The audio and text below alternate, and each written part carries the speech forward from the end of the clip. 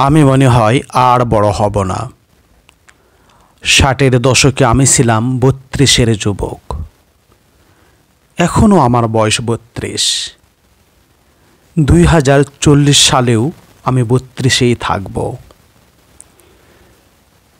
যেদিন নন্দিনীর সাথে প্রথম দেখা হয় সেদিন নন্দিনীর বয়স ছিল 16। আমার বয়স নেমেছিল 18-তে। এখনও 18, আর বাড়বে না। তোমরা বড় হবে, অনেক বড়। তোমরা বড় হতে হতে আকাশ ছোঁবে। আমি কেবল তোমাদের চেয়ে চেয়ে দেখব। আমি হয়তো আর বড় হব না,